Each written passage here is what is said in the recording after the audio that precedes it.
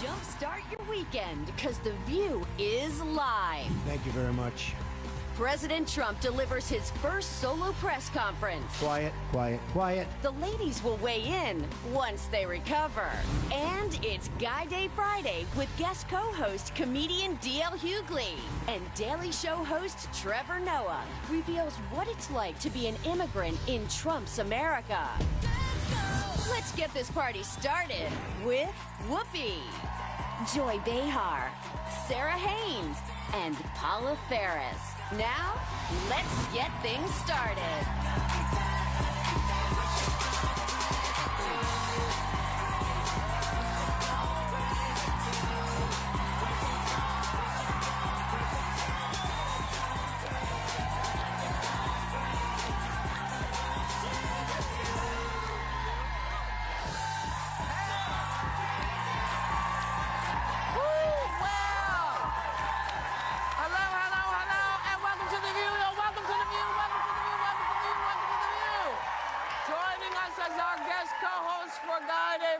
Please welcome radio game show host, man, actor, funny dude, king, D.L. Hughley.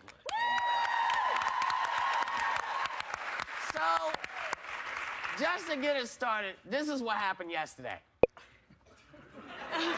The leaks are absolutely real. The news is fake. To be honest, I inherited a mess. It's a mess. How many times do I have to answer this question? Can you just say Russia yes or no is on a it? ruse. Are you going to include the Congressional Black Caucus and the Congressional Well, I Hispanic would. Caucus, I tell you what. Do you want to as set well up as the on meeting? Do you want to CB set up the meeting? No.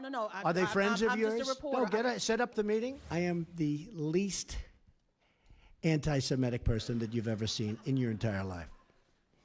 Number two, racism. The least racist person. It wasn't even about that. So, my question is like, there's a lot of carrying on and strutting and finger pointing. What's he distracting us from? What the hell went on yesterday? What happened? Last time I saw a dude ran in a rave like that, the police came and got him. Like, really, you're going to have to ride with us. But I think that any man that wears a comb over, I have a theory about it, looks in the mirror and lies to himself every day. Right?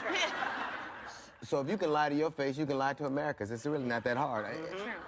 And you know, I just think when he says the whole anti-Semitic thing, that those racist attacks are up, what, 2,000? There have been 2,000. And which is, I mean, if you're going to be racist, at least learn how to draw a swastika. Like, that's, like, I don't know if it's a swastika or it's Zorro just left. What, you know, is you calling me a name or invite me to play tic-tac-toe? I don't know what's happening. Well, you know, he lies. We know he lies. Everybody knows it now.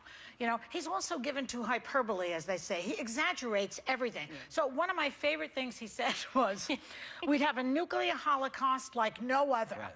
The ratings would go through the roof. That's how great this nuclear holocaust would be.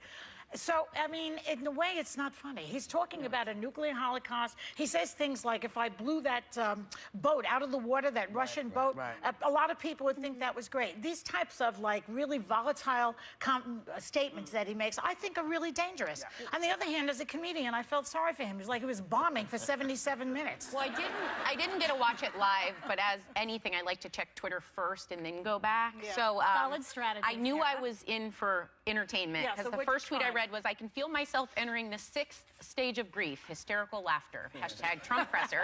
And then another guy wrote, I think America should go stand in the corner and think very hard about what it's done, hashtag timeout, hashtag naughty step, hashtag Trump's presser. The naughty stuff. But, you know, we talked about this.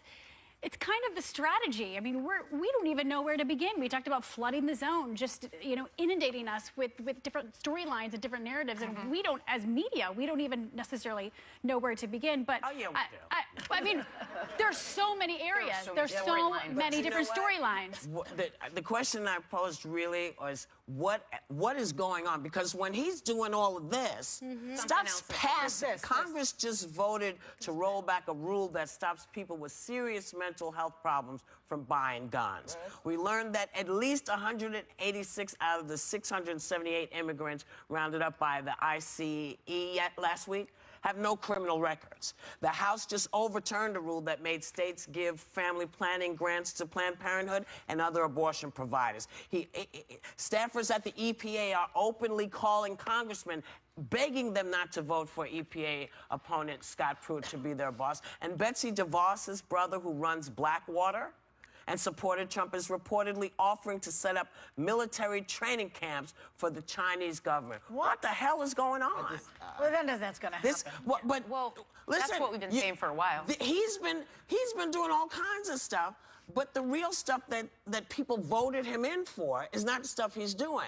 The stuff that people want from him, he does not seem to be able to give. And maybe it's because President Bannon hasn't given him the words to use yet. What's ironic is Steve Bannon was accused of domestic violence, and so was Andrew Putzer.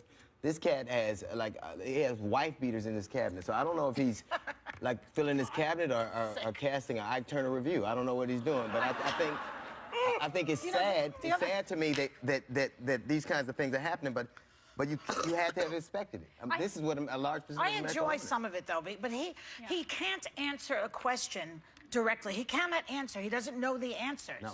If he doesn't know the answer, he deflects. Yeah. So I suggest that the reporters should ask him questions like, President Trump, where'd you buy that suit, at the Men's Warehouse?